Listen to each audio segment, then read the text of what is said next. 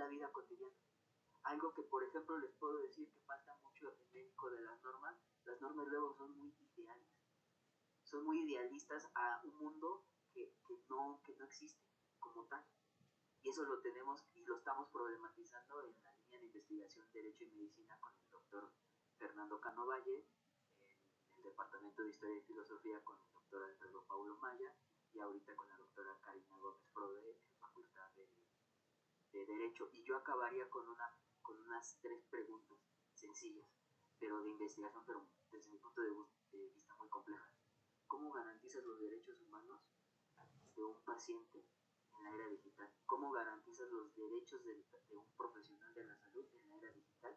¿Y cómo garantizas los derechos de un estudiante en la era digital? Porque ya la tecnología ya llegó, pero lo dijo la doctora Ita, y la alfabetización, y es una educación de calidad. Y eso sería todo, y otra vez agradezco la invitación y muchas gracias. Muchas gracias por las presentaciones. Me parece que hemos escuchado, la verdad, 2 ponencias bastante informadas sobre el tema que están trabajando y que curiosamente están hablando del mismo tema, ¿no? Al final de cuentas, el asunto para la línea de investigación en inteligencia de delito, la que trabaja en el piso del evento, es entender cómo queremos implementar inteligencia artificial en los servicios públicos. En este caso estamos hablando del sector salud, cuando tenemos una infraestructura tan precaria. Y no solamente una infraestructura digital, sino una infraestructura de gobernanza de la información que está en niveles críticos, ¿no? Lo que vemos en el sector salud, lo hemos visto nosotros en otras áreas, es algo que les quería comentar al principio de la mesa. Hicimos un ejercicio similar con la Fiscalía de Nayarit. Y en ese estado fuimos a revisar si la Fiscalía de Nayarit tenía las capacidades, porque querían incorporar un nuevo sistema de inteligencia artificial para perseguir delitos. Y les hicimos un análisis de gobernanza de la información. ¿Qué tanto cumples en transparencia? ¿Qué tanto cumples en archivo? ¿Qué tanto cumples en datos personales? Sacaron 0. Y les dijimos que mejor no avanzaran con el tema de inteligencia artificial hasta que cumplieran la norma que tienen que cumplir en temas de protección de datos. Si no cumplen lo mínimo del tema de privacidad, encargado de datos personales, ¿cómo les vamos a dar las herramientas para que persigan delitos con herramientas de tales potencias? Ahora, en el caso de la salud, la semana pasada el IMSS sacó que ya tenemos el primer consultorio con inteligencia artificial en el país sobre esta infraestructura que necesitan los colegas, con un expediente clínico que se nota casi en servilletas. ¿Cómo vamos a rescatar la información del tratamiento para que la inteligencia artificial tome la mejor decisión? La pregunta es cómo vamos a hacer el procedimiento y el pipeline del proceso para que rescatemos la servilleta, la nota, la hoja en blanco, la carpeta que dejaron encima de la mesa de análisis, la cama de análisis tenía carpetas, según lo que nos decían. Entonces, ¿cómo van a hacer para que esa información entre al flujo y podamos tener la mejor decisión automatizada? Ese va a ser el reto. Y ese es el reto que nos convoca como línea de investigación a revisar qué es lo que está sucediendo en estas áreas. Y como es de interés conocerle la opinión experta, vamos a dar la voz a 2 expertos, ¿vale? Vamos a presentar primero a la doctora María Jesús Arellano, que ya la conocen ustedes bastante bien, que está presente, y a los que no la conocen, les voy a dar su presentación. Y es doctora en bioética y en jurisprudencia médica por la Universidad de Manchester en el Reino Unido. Es maestra en Derecho en la UNAM y licenciada en Derecho por la Universidad Autónoma de México. Es investigadora del nivel 3 del PIB y coordinadora académica del Diplomado en Bioética, Salud y Derecho. Voy a aprovechar para presentar también al doctor Hugo Carrasco, que es el doctor Hugo Carrasco Soul, doctor en Derecho por la UNAM, tiene también una maestría en la Universidad de Siracusa y estudios doctorales en nuevas tecnologías. Es profesor de carrera de la Facultad de la UNAM y es miembro también del Sistema Nacional de Investigadores. El doctor Carrasco colaboró también con varios proyectos de políticas y también es bastante experto. Entonces, sin más, les voy a dar la voz a ustedes, 15 minutos de cada uno. Empezar desde el doctor Hugo Carrasco para comentar las exposiciones de nuestros colegas y darles retroalimentación sobre sus interesantes iniciativas. Adelante, doctora, muchas gracias.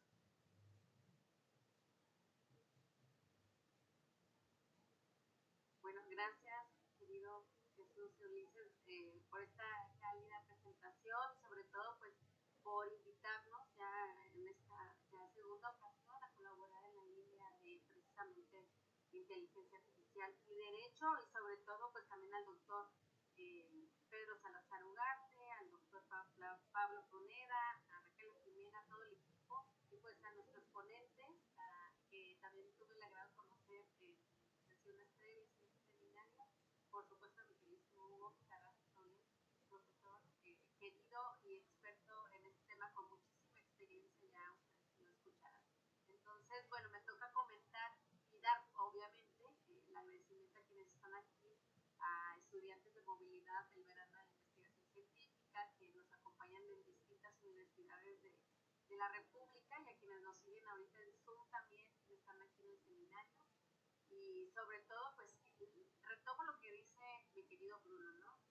Que están aquí, no sé si cumpliendo un sueño o no, pero creo que todos llegamos aquí así, y cuando estamos aquí descubrimos todo lo que están haciendo las y los colegas tan admirados, sobre todo porque llevan a cabo investigación frontera. Vean la transdisciplina, o sea, médico, abogado, ciencia política, y ahora ustedes pues creo que están también tratando de encontrar estas preguntas frontera que les lleven a generar conocimiento que sea útil, pero también pues que no siempre tiene que ser útil, que nos ayude a contribuir a generar más preguntas posiblemente, o simplemente a resolver sus curiosidades, ¿no?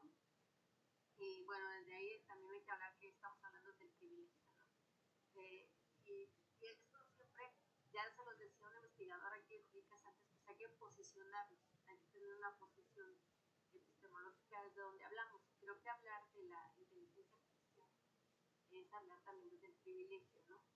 Y porque veo temas que atraviesan ambas investigaciones, y es que pues también es una brecha que sigue aumentando y precarizando el trabajo de algunos sectores.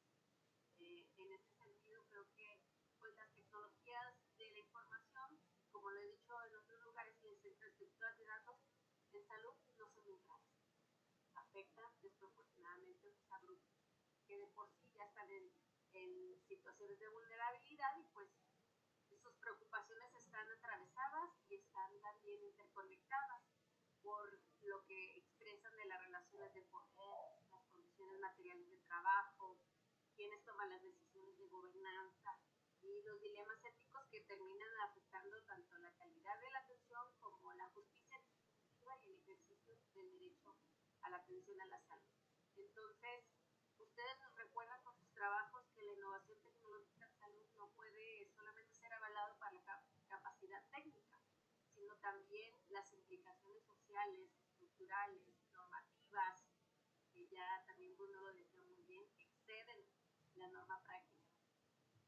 Y precisamente en esos contextos en América Latina estamos pues, caracterizados por desigualdades y capacidades que no son, como decía también mi querido pues heterogéneas ni óptimas para instalar este tipo de inteligencia artificial cuando no se cumplen las mínimas, ¿no?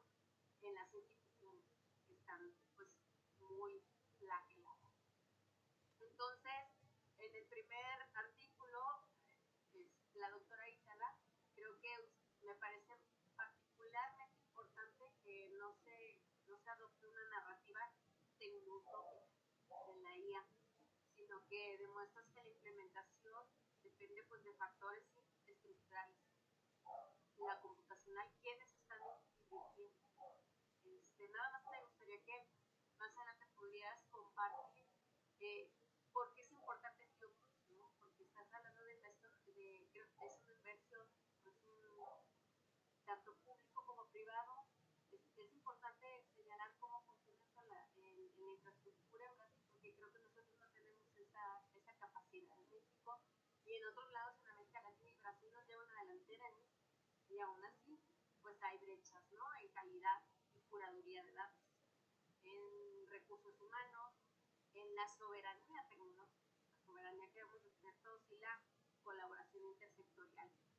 Y creo que este esfuerzo que haces de entrevistar a personas expertas es muy importante para tener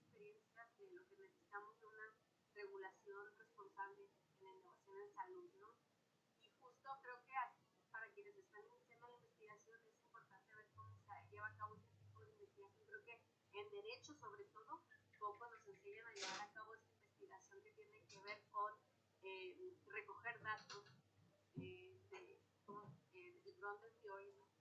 Y creo que lo explicaste muy bien, les dije cuando estabas, me pongan atención a la metodología, ¿no? Porque en derecho es poco común utilizar precisamente el tema de entrevistas para generar conceptos, para entender un problema. Y creo que lo has hecho de verdad, tanto en el paper como en la explicación. No sé, espero que después si tienen preguntas la hagan, pero creo que es importante integrarla para recabar datos y hacer preguntas mucho más complejas, que surgen más preguntas justo. ¿Y cuáles son estas condiciones institucionales que son necesarias para que la IA produzca valor público en salud? Esa sería la pregunta que yo te haría, ¿no?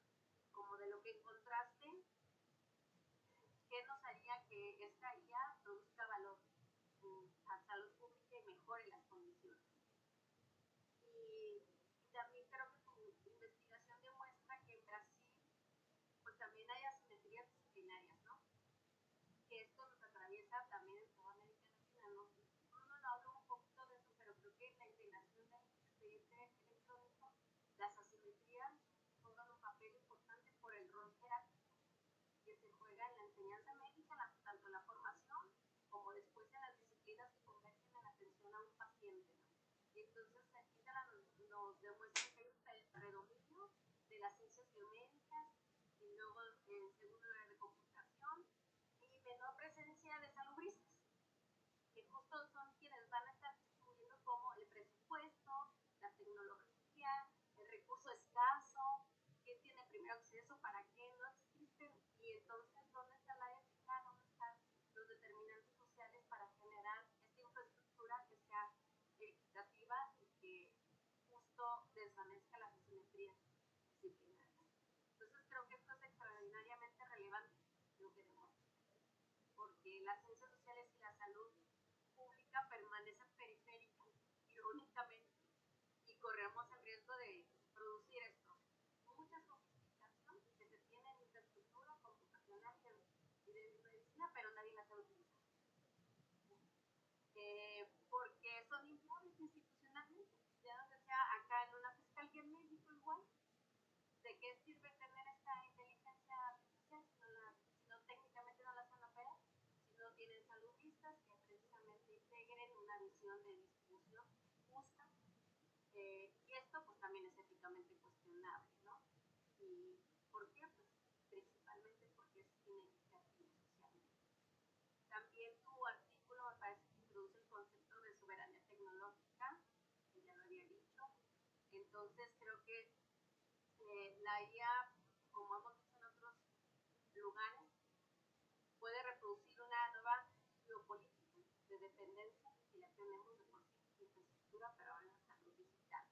Y esto, pues por actores privados que son bien poquitos y que nos genera también lo que decimos una colonización, una colonialidad del dato y sobre todo, pues, dependencia epistémica de los saberes y conocimientos del norte hacia el sur otra vez, ¿no?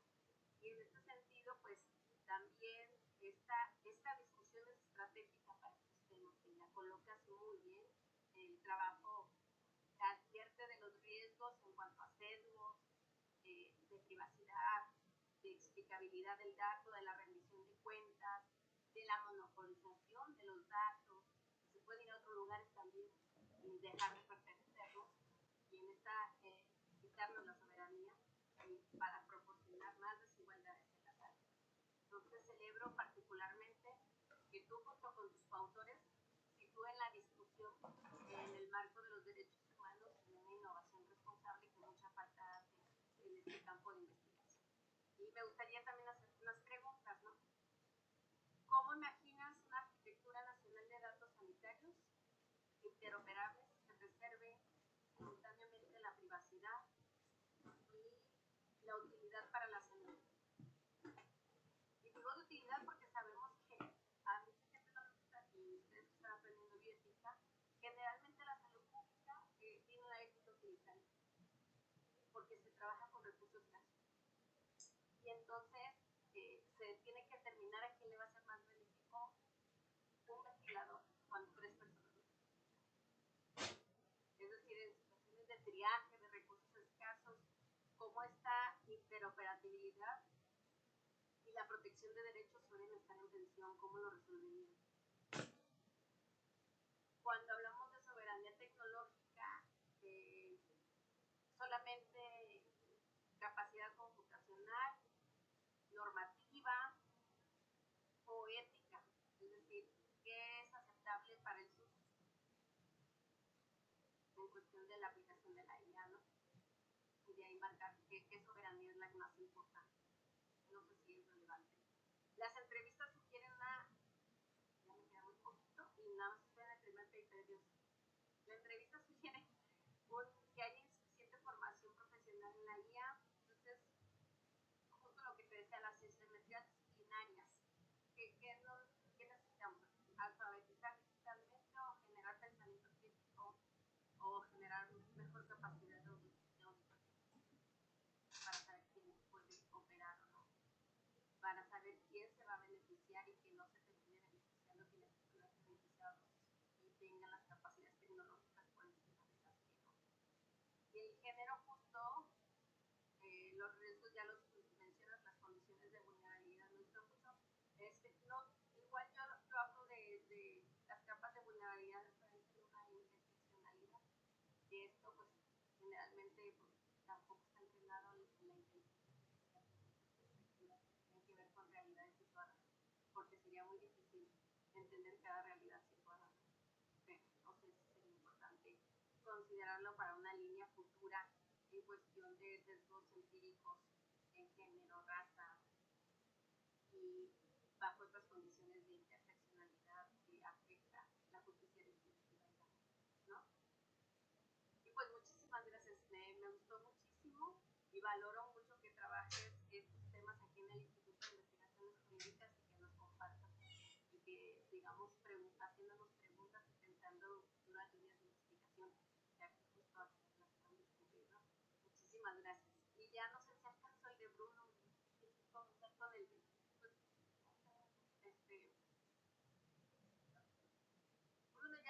ya no voy a enfocarme en lo poderosísimo de su artículo, porque pues ya lo conocía, aparte, tengo el privilegio de conocer a una de sus coautoras, la doctora Carolina Concefa, que la admiro muchísimo, es una gran investigadora, que también es una gran maestra, mentora, formadora de nuevas generaciones de pensamiento crítico.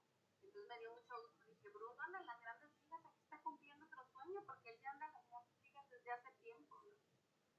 Es decir, para que vean la calidad y la humildad de Bruno. Ojalá que todas las y los profesionales sanitarios fueran como eso. Se puede replicar.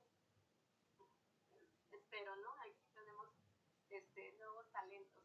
Yo te quiero precisamente preguntar, a mí me gusta mucho el término de resiliencia y parece que el profesional sanitario trabaja desde la resiliencia, porque las soluciones informales pues dejan de ser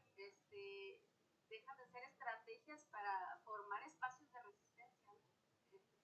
Estas asimetrías también y estas exigencias que les piden a ustedes para tener el mejor diagnóstico con pocos recursos o recursos disgregados se convierten pues en falla sistémica, ¿no?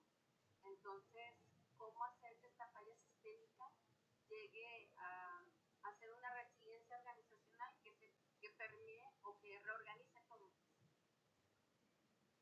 ¿Cómo debería justo? Creo que te referías en varias ocasiones a delitos, pero se llama responsabilidad justa, porque en esto ahí quiero ser un poco cuidadosa, porque si no, estamos tratando, vamos a seguir con una medicina defensiva que no va a ayudar al paciente. Incluso se esconden expedientes, se esconden carpetas, tampoco se habla mucho de eso, pero justo para evitar una responsabilidad. Y a veces creen que es un delito, cuando el propio sistema debería obligar a no ocultar y a generar precisamente mecanismos alternos de solución de conflictos, incluso incluso de esos registros para que no se tenga miedo a estar ante la comisión de una falta que genere una responsabilidad, porque si no, no vamos a aprender de lo malo bien por querer ser nada más encuadrar todo en una norma. Y esa es una falla pues, sistémica y no les corresponde a ustedes, pero creo que Radio Pasillo hace mucho daño y creen que cualquier falla es un delito. Y realmente pues son humanos, no son robots. Hay fallas, ¿no? Y entonces desde ahí pues nos obliga a preguntarnos que es fundamental en el derecho sanitario. ¿Cómo debemos de modificar esta relación médico-paciente cuando el profesional de la salud debe intervenir parte importante de su tiempo en resolver problemas tecnológicos, administrativos y de otra índole que no tienen que ver justo con el paciente, ¿no? Y justo qué enseñanzas este estudio nos ofrece para que la inteligencia artificial en la digitalización de los procesos precisamente se lleve a cabo simplemente antes o después de corregir estos fallos. O sea, como que, es lo que tú puedes aportarlos en ese sentido. Desde el género y la ética del cuidado, sabemos que esta sobrecarga suele dar un burnout y también se distribuye de forma desigual entre quienes operan en el sistema. Entonces tampoco, no sé, a mí me gustaría saber por qué decidieron no observar las diferencias de género en cómo se enfrenta la carga invisible del trabajo administrativo o de la producción de estas normas prácticas. Pareciera que eso, es decir, que es neutral. Y no sé si una enfermera, si un médico, un residente, un interno, porque me hicieron estas diferencias entre género y entre asimetría de poder en el mismo lugar donde están llevando a cabo el registro con estas fallas, ¿no? Me parece que podría ser una línea potencial de investigación porque justo nos puede hacer una taxonomía de sobre todo de quién lleva el cuidado, de cómo cuidan, de entre ustedes quién se cuida entre ustedes, quién está cuidando para que no se cometa una falta. Creo que también es importante porque esas son como resistencias y resiliencias entre ustedes. Y porque a veces quieres cubrir al R3 para que no te castiguen o justo te dejan la responsabilidad para castigarte. Creo que esas son dinámicas que afectan también el expediente de un paciente que no tiene que ver con ustedes, sino con el sistema también. Muchísimas gracias a ambos.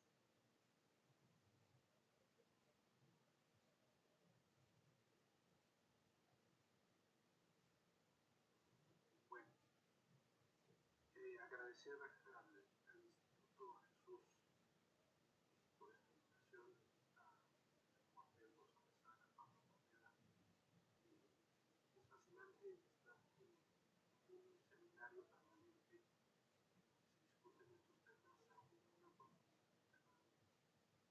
muy importante como lo he escuchado tanto ahorita en el currículum se dedican su vida a investigar. Son investigaciones de gran profundidad, basadas en conciencia, sobre todo con gran responsabilidad, porque si hay algo de lo que las personas nos tenemos la responsabilidad de responsabilizar es de nuestras palabras, ya sea la palabra verbal o la palabra escrita, sobre todo la escrita porque esa se queda. Lo que ellos están haciendo es generar una investigación, es dejar una impronta de lo que ellos piensan, de lo que ellos son, de lo que persiguen y de lo que ellos analizan. Y en ese sentido lleva una responsabilidad mayúscula porque las investigaciones suelen ser un lamento muchas veces de decisiones que toman las personas que se encargan como tal de ejecutar los presupuestos, hablando de gobiernos o hablando de instituciones privadas, y que son en términos generales instituciones también de educación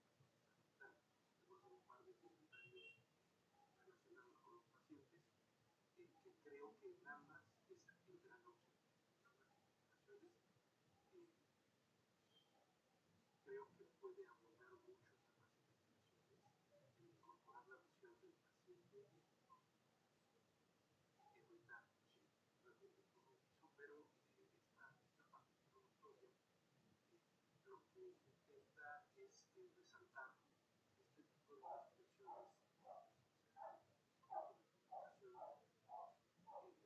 en donde también hay una corresponsabilidad de cierta manera mayor, no solo es complejo ahora, sumando otros monitores es más complejo. Lo quería resaltar porque ustedes están en un verano de investigación y son sus primeros acercamientos, deben de asumir desde este momento ese acercamiento ya con toda la responsabilidad que significa estar en el yo en algún momento también tuve la idea de pertenecer a este instituto,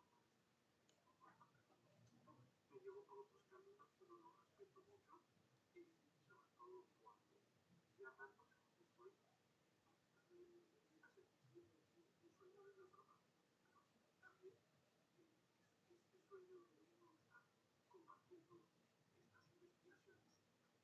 La salud pública, entro ya un poco también a perdón, Jesús, siempre me dice mucho, aprendo, muchas veces tengo más por aprender, no lo puedo decir. Entonces, gracias por los comentarios y estar compartiendo tu conocimiento que también es el resultado de mucho trabajo y de mucha dedicación, no saben que nací con tres, no tiene mucho que ver, pero también ay, aprovecho más bien profundizar con ellos porque los tendremos a mano, hacer estos comentarios con ustedes porque ser parte del Sistema Nacional de Investigadores del Instituto de Investigación de la Facultad de Derecho son grandes responsabilidades. Pareciera que en algún momento un juez en un puerto se lo comento a la mente. Me dijo, es que tú eres como una rata, ratón de biblioteca.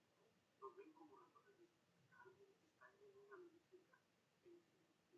Nos ven así, que nuestras investigaciones no tienen incidencia, pero no, sí tienen incidencia porque nos ven, porque por algo forman parte del instituto, de la facultad, de la universidad, y la misión de lo que ustedes investiguen no debe de cortarse por lo que los demás piensen. Estas dos investigaciones tienen, entre muchas virtudes, la virtud de también de resolver un problema, de analizarlo, de enfocarlo con las herramientas metodológicas también que de alguna manera al hacerlo uno se va nutriendo. Yo no tengo la formación de carreras de posgrado, no me permite por el estilo, y eso amplía también mucho la visión cuando uno aborda el problema. Yo soy solamente abogado, trato de expandir, de hecho el ejercicio profesional me llevó casi 20 años a ser director jurídico en una transnacional que se dedica a medicamentos, a entender el mundo de los medicamentos desde la visión de una empresa que produce farmacéutica y no desde la visión de un abogado. Entonces, no necesariamente, si lo pueden hacer, háganlo, busquen esa interdisciplinaridad formalmente, pero también en la práctica no se cierren a solo abordar el asunto desde una sola disciplina. Entonces, grandes virtudes es la interdisciplinaridad, el que están buscando una solución. Aquí ya me voy a referir puntualmente algunos comentarios que tengo. En el caso tuyo, Salah, creo que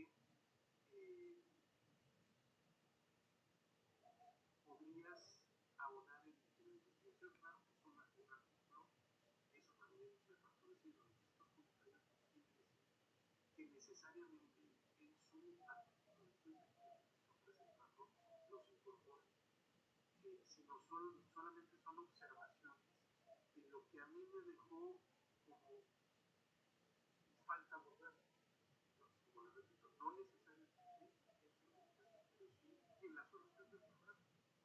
mencionaba María de Jesús, pues seguramente podrán estos comentarios tomarse no solamente por ustedes, sino por sus compañeros, para hacer otras líneas de investigación al no haber sido.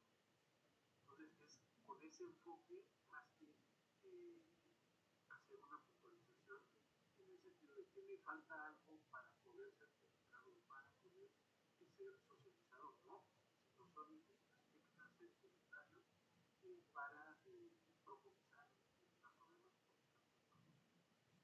Entonces, en el caso tuyo, Itana, el papel regulatorio lo reforzaría o digamos, no necesariamente en el artículo 1, investigación amplia, el abordaje hacia el papel de las autoridades sanitarias y el Ministerio de Salud y Autoridad Nacional de Protección de Datos, que se menciona, pero lo profundizaría más en el rol de estas autoridades regulatorias en la parte sanitaria, al igual que incorporaría la parte de gobernanza y beneficio. La Organización Mundial de la Salud, la OMS, sobre la gobernanza, principios éticos y la necesidad de regulación. Yo tengo siempre que abordo el tema de la regulación en materia de inteligencia artificial, conciencia de encontrados, porque qué tanto podemos regular o qué tan práctico, hablando del lenguaje que utiliza Bruno de las normas prácticas y las normas normales, qué tanto en la práctica nos conviene que esté regulada la inteligencia artificial cuando la inteligencia artificial corre hoy, y va a sonar complicado lo que voy a decir, hoy nos despertamos con una inteligencia artificial y hoy nos acostamos con otra. Entonces, y cuando nos despertamos ya es otra. Entonces sí suena raro, pero creo que el mensaje que estoy tratando de transmitir es que pues, no, podemos regular, yo sí duermo, pero podemos regularla, o qué es lo que debemos regular, porque no solamente estas investigaciones, sino continuamente cuando abordamos ese tema de la regulación, no es la ausencia de la regulación, la falta de regulación, pero qué tanto podemos regularla en la práctica, como norma práctica. Hoy quiero regular la inteligencia artificial, los efectos, lo que está sucediendo con ella, y pasado mañana, desafortunadamente, los procesos legislativos, reglamentarios que se tienen, no solo en México, sino a nivel mundial, pues siguen un paso más ralentizado. Y entonces, siempre vamos a estar atrás con ese sentimiento de que nos falta la regulación. Y lo que me preocupa no es el sentimiento, porque con eso podemos vivir todos. Lo que me preocupa es que se utilice como escudo para decir, pues lo hice porque no está regulado. Y ahí entran algunos temas que sus compañeros mencionaron, que también María de Jesús mencionó, en relación con la ética, con la bioética. Cuando hablamos de esa regulación, pensaría yo en que tal vez tampoco podemos dejarlo en la autorregulación, porque es un monstruo que crece y de por sí todos los días me escucho diciendo que dejen ustedes que los que están impulsando la inteligencia artificial tengan la capacidad de autorregularse en sus proyectos, en sus desarrollos, en sus plataformas, sino que la misma inteligencia artificial tiene ya su propia forma de autogobernarse, de decidir si va por un camino o por otro. Entonces, hablar de una autorregulación también me parece no práctico. Yo estaría hablando de una regulación híbrida entre principios fundamentales en la inteligencia artificial y la parte ética, algo que también profundizaron los dos y que hablaron en unos términos, el analfabetismo, el otro de la capacitación. Creo que es fundamental para todos hoy, independientemente de si somos abogados, médicos, antropólogos, lo que seamos, entender la inteligencia artificial. Cuando yo tengo 53 años, esto también se lo no con el ánimo de decir, ah, yo lo que hago, sino que estamos en un continuo aprendizaje y ustedes van a tener, yo hoy estoy estudiando, estoy haciendo unas clases de mexicano, yo soy doctor, pero estoy estudiando en Salamanca, haciendo investigación y estoy en continuo aprendizaje. No pierdan la oportunidad de estar en cursos, talleres, en investigaciones, en grupos de trabajo, toda la vida, toda la vida. No, esto no se acaba. Entonces, el tema de la inteligencia artificial, que además de ser interdisciplinario, que habla, como les digo, desde el punto del analfabetismo, de la capacitación, todos tenemos que buscar cómo llegar al tema y lo último que en mi caso yo he dicho que cuando tenga mi sabático voy a hacer es desprenderme de la abogacía, entender la inteligencia artificial como inteligencia artificial, no como abogado que quiere aprender inteligencia artificial para ver cómo la regulo, cómo la uso, qué prohíbo, qué permito, qué está bien, qué está mal. Necesito como persona aprender el manejo de la inteligencia artificial, porque todos estos materiales que están mencionando, que son en realidad problemas, el manejo de datos de las personas, de alguna manera lo comentó el tema, a mí hay un tema en la inteligencia artificial generativa que cuando se utiliza, me presentaron para un proyecto, y eso ya es más común que algo estrambótico, me presentaron para que analizara qué entendía legalmente el diagnóstico de una plataforma que diagnosticaba imágenes y dentro de los problemas de confidencialidad de datos, de los datos de los pacientes, que también lo mencionó Bruno, al utilizar sus propias herramientas. Lejos de eso, sí lo mencionaste, pero creo que es un problema bastante complejo, porque a lo que yo me enfrenté en ese diagnóstico, en ese análisis, no era todo lo que faltaba en la investigación para que pudiera funcionar, sino que la inteligencia artificial generativa te va a ayudar al hospital público-privado, a los médicos, a mejorar los tiempos de respuesta, a mejorar sus decisiones. Un problema que yo tenía cuando empezaba esto de la inteligencia artificial y quiero analizarlo era nos esperamos a que sea perfecta para poderlo utilizar, es decir, que la tasa de error de la inteligencia artificial sea cero. Cuando yo lo juntaba con el tema de salud decía, pues sí, pero ahora que veo los proyectos de implementación de la inteligencia artificial, veo que la inteligencia artificial en estas herramientas, su porcentaje de error es menor que el ser humano.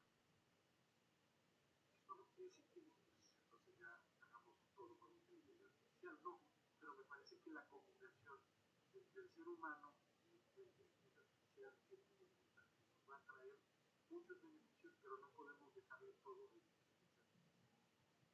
Creo que en las imágenes, porque esas imágenes, sobre todo, por ejemplo, cuando hablamos de que se utilicen en la sala de urgencias, cuando la toma de decisión es muy importante y la diferencia entre irte por un tratamiento, por ejemplo, en los casos de la embolia cerebral, que llegan a la urgencia y el doctor tiene que tomar una decisión, pues no es que la tome al aire, pero no la toma con toda la información. Y el tener inteligencia artificial basada en la experiencia de los médicos, de los profesionales de la salud, porque no es solo para los médicos, cuando hablamos de enfermeras, cuando hablamos de los demás profesionales de la salud, también hay experiencia y conocimiento. Y eso nos va a servir a tomar mejores decisiones. Entonces, bueno, creo que ya me pasó el tiempo, ya debo de terminar. Entonces, se los voy a pasar más puntualmente, pero me parece, y voy a terminar con el punto que les mencioné, que era la perspectiva del paciente. es, yo lo manejo y lo he conocido como patient centricity. Cuando hablamos en materia de salud, hay muchos actores en la cadena, desde la investigación hasta inclusive después de que el medicamento ya se administró al paciente, por cuestiones de farmacovigilancia, responsabilidad, pero no es común poner al paciente en el centro del problema. Por eso es patient centricity. Y remarco esto no porque haga un vuelco en su investigación, pero sí creo que es muy importante que incorporen la visión, no solamente la visión del paciente, y ahí corrijo mi primer comentario, no es solo incorporar la visión del paciente en sus investigaciones, sino que eventualmente lo incorporen como una parte esencial en la investigación, porque es el problema, sobre él es el que recae la problemática. No están queriendo implementar un estudio expediente clínico por el expediente clínico y armar como diría aquel, la teoría pura del la teoría pura del médico. No, no, queremos un expediente clínico, como menciona Bruno, para garantizar la continuidad. Y esa continuidad en la atención es porque va a repercutir en una persona, en la salud de una persona. En el caso del estudio Itala, creo que también falta incorporar esa parte del paciente, porque al igual que la de Bruno, pues cae toda la problemática, sí tiene problemas de infraestructura, de gobernanza, de financiamiento, de las autoridades, toma de decisión, pero finalmente el paciente debe de ser tomado como la parte central en la toma de decisión de cualquier problemática que se involucre en la salud.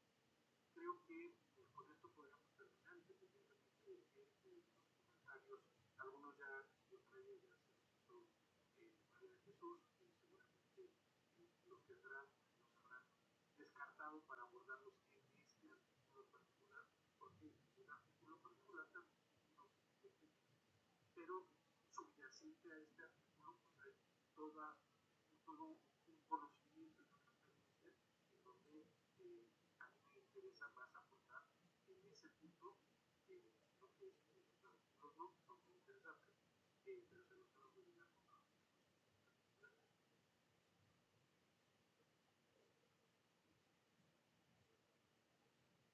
Pues muchísimas gracias a los ponentes y a los comentaristas. Yo le regresaría la voz hasta por 3 minutitos a Bruno y a Itala para que puedan tener alguna respuesta sobre los comentarios, algún comentario del comentario, y para abrir una pequeña ronda de preguntas al público y los 10 minutos que nos queden para ver si alguien tiene algún comentario local. Muchas gracias. Adelante, Itala. Sí, bueno, agradecer por los comentarios valiosos de los autores. Con seguridad van a mejorar el trabajo. ¿Cuántos minutos tengo? Ah, tres. Sí, tres. Ah, ya. Bueno, 2:30. A ver, de manera sucinta podría decir con relación a la arquitectura de datos que es importante considerar los metadatos y la trazabilidad de la información. Con relación a Fiocruz, bueno, Fiocruz es una organización que hace investigación académica, pero trabaja de la mano particularmente con el Sistema Único de Salud. Y eso lo hace relevante porque en algunos casos también hay investigaciones en universidades, pero no están alineadas con las clínicas o con el mismo Sistema Único de Salud. Y esa es la importancia del Fiocruz. Con relación a la visión del paciente, pues yo también concuerdo con eso. Que fue un recorte, una decisión que se hizo para recortar el tema por el tema del doctorado. Estaba pensando que también podría ampliarlo. Porque producto de las entrevistas también salió información. Un médico me dijo, haz a los pacientes o haz asociaciones de pacientes como asociaciones de diabéticos o hay busca, ¿no? Entonces salió esa idea sí, pero se decidió en algún momento hacer ese recorte. Sin embargo, también lo tengo yo en la cabeza siempre, esa idea. Y ahí, ¿qué tanto la práctica debe estar regulada? La IA. Bueno, hay un dilema con respecto a la regulación. Si dejarla que vaya sola, que se regule, que no es lo deseable, o ponerle demasiados parámetros que no contribuya a generar la innovación. ¿Por qué? Porque los científicos de la computación, particularmente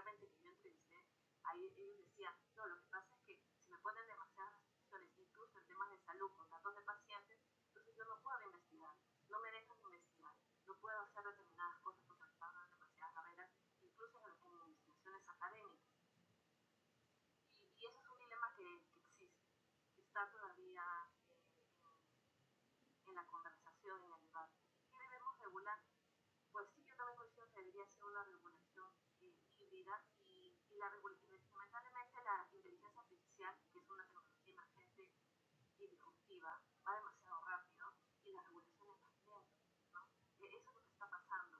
Por ejemplo, yo hablaba de la necesidad de GPU, pero hace unos días, NVIDIA sacó un chip con GPU y CPU, y ya no necesita, entonces ya cambió, incluso la investigación, yo siento que algunas cosas van como quedándose atrás. Entonces eso es algo que se engloba bastante en el tema de inteligencia artificial que estoy viviendo, hay que estar actualizándose. Es muy rápido. Y con relación a que el paciente sea el centro, pues yo también coincido, doctor, porque increíblemente se habla mucho del antropocentrismo de la inteligencia artificial, que el ser humano tiene que estar primero, ¿no? Antes que de la tecnología, que la IA.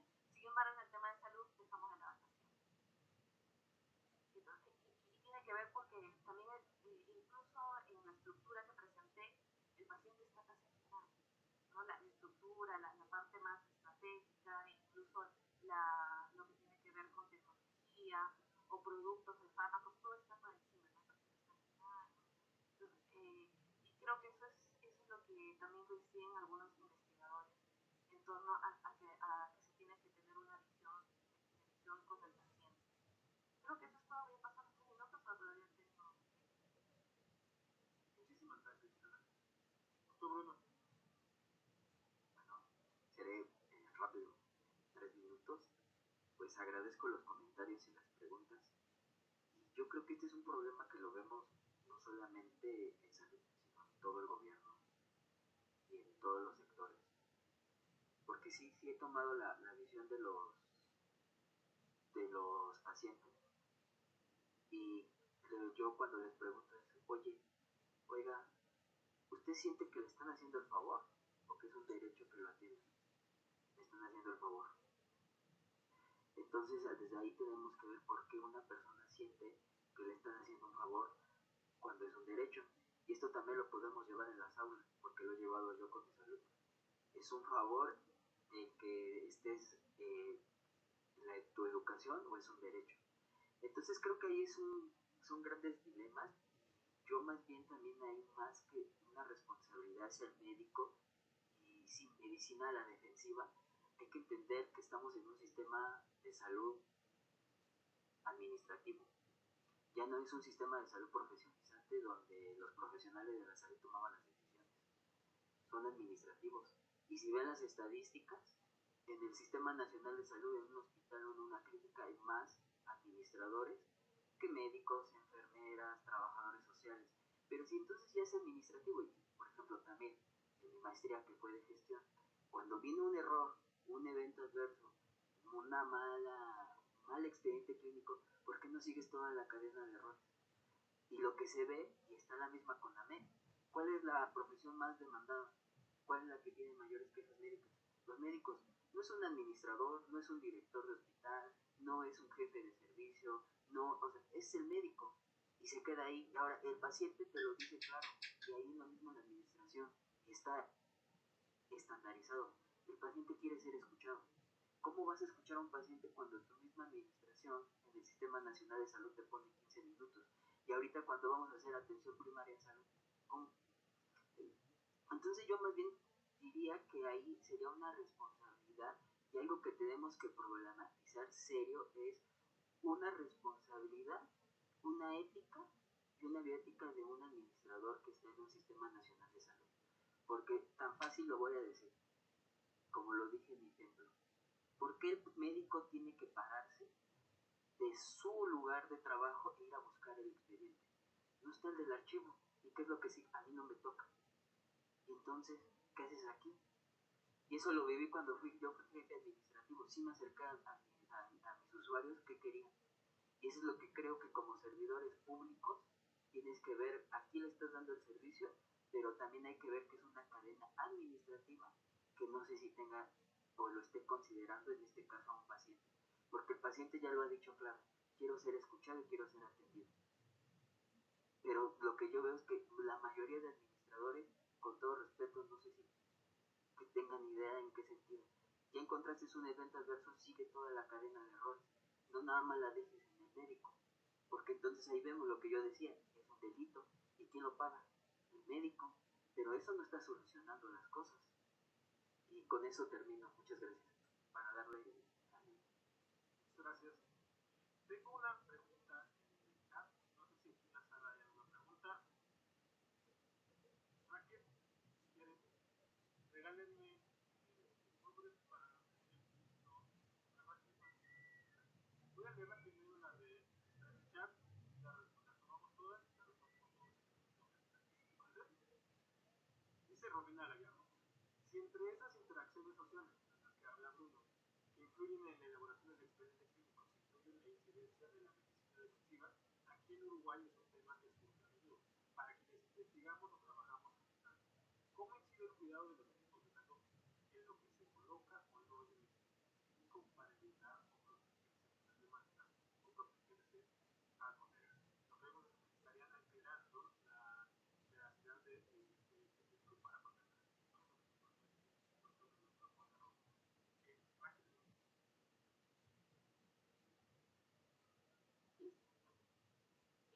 yo tengo una pregunta para cada uno. Son temas que veíamos se abordaron en los artículos que hicieron favor de compartirnos, pero a ver si rápido pueden como ahondar un poco más en estos temas. La primera es para la maestra Itana. Veo en el artículo que se habla acerca de las entrevistas que se realizaron y que que los entrevistados hablan acerca de ser colonizados por los datos. Entonces, a partir de esto, ¿cómo pueden los instrumentos de política pública y soberanía tecnológica reducir la dependencia de modelos de IA generados principalmente en el norte global? Y la siguiente, ya para el doctor Bruno, es que igual en su artículo digamos que se habla acerca de la vigilancia positiva y que también es un tema a la hora de hacer algunas entrevistas. Entonces, ¿cómo las instituciones de salud pública pueden transitar de esta vigilancia positiva hacia una digitalización o más específicamente hacia una gobernanza digital que proteja al personal de salud en lugar de criminalizarlo cuando son las mismas instituciones las que orillan al personal de salud a este tipo de conductas? Pues creo que habrá necesidad de otro seminario para practicar de todas las reuniones que estamos abriendo, pero vamos a intentar hacer las respuestas de manera telegráfica. Damos la voz a las últimas dos preguntas de este lado. Brian, ¿te bien?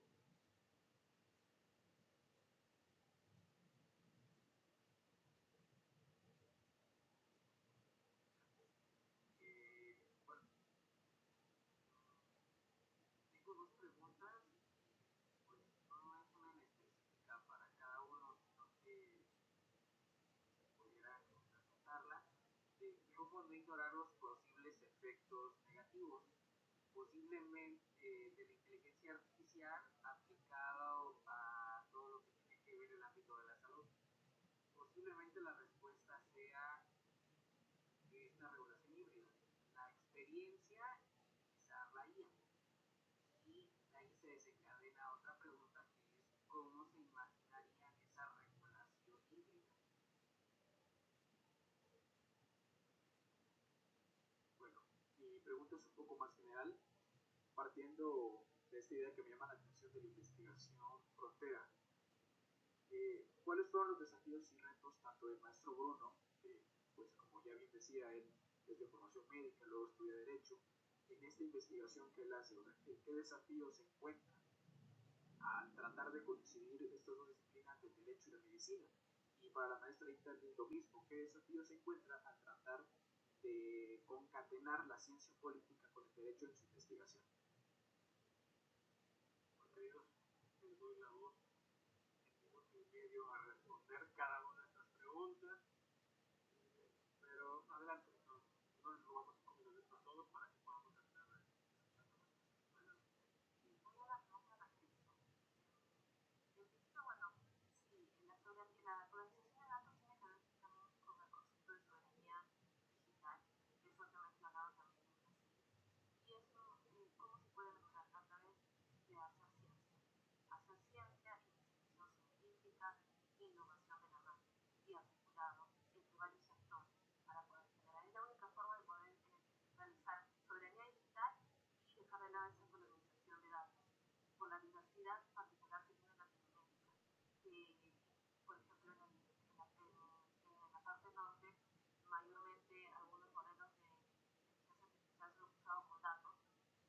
pacientes con características o etnia, o que ni siquiera la variedad de etnias que hay en Latinoamérica y especialmente en Sudamérica. Con relación a los efectos negativos del uso de IA, sí, creo que eso también es relevante, sobre todo en el tema de uso de salud, y ya lo dijo también el doctor Hugo, creo que es dejar de lado al paciente, que se habla de que el ser humano está por encima de la IA, pero el paciente se le deja. Yo creo que la prioridad siempre va a ser el paciente, se le deja de lado en el tema de inteligencia artificial. Se habla de una manera más macro, y también el conocimiento de la caja negra, porque todos los científicos de la computación te pueden decir que hay algoritmos que de alguna manera pueden disminuir los sesgos, pero no te pueden decir exactamente cómo trabaja el algoritmo como tal. Entonces hay una caja negra que siempre va a quedar. Y eso también es, de alguna manera, no un efecto negativo, pero sí algo que considerar, porque aumentan los sesgos al momento de los inputs y los outputs como salen, ¿no? Entonces hay que considerar eso. Con relación a la investigación en frontera, bueno, particularmente por eso estoy en la estancia de investigación. Yo tengo una misión de ciencia política y una misión que es del Departamento de Política Científica y Tecnológica, que es interdisciplinaria. Sin embargo, la idea de venir a esta instancia era fortalecer el tema de regulación, y conseguí hacer un trabajo, un paper de instrumentos de gobernanza de inteligencia artificial en 5 países de Latinoamérica, porque no solo se podía hacer, no hay mucha regulación, hay instrumentos de gobernanza, ¿no? Estrategias, planes, regulación, proyectos. Entonces hay mucha ineficiencia y lo único que hacen es un copy-paste, y particularmente en el tema de salud también desarrollamos trabajos de investigación.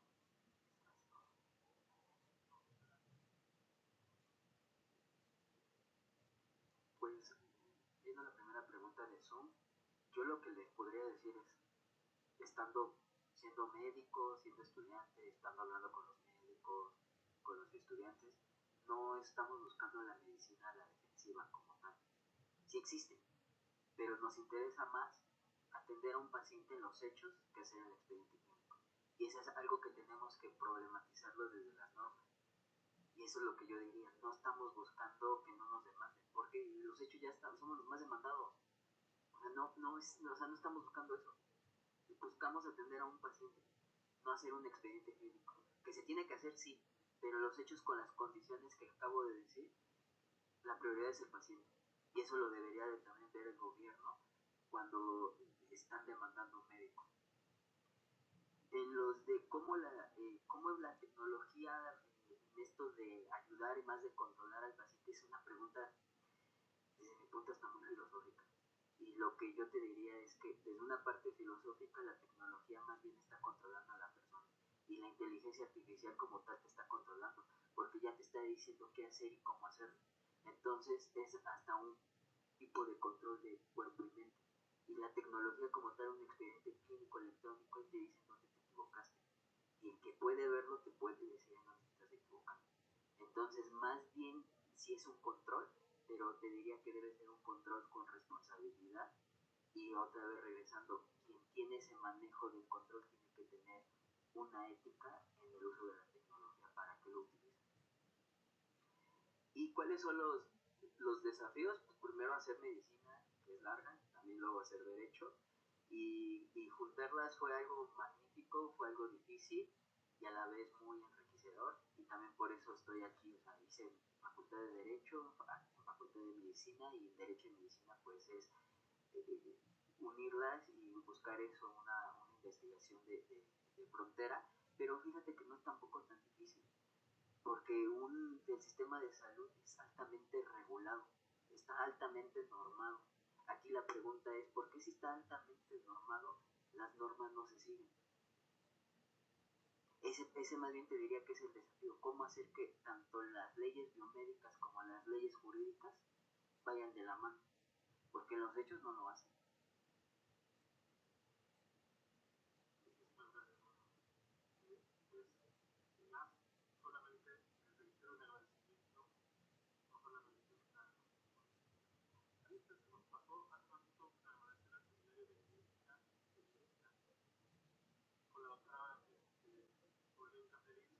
Formó parte de del seminario y no queríamos desaprovechar la oportunidad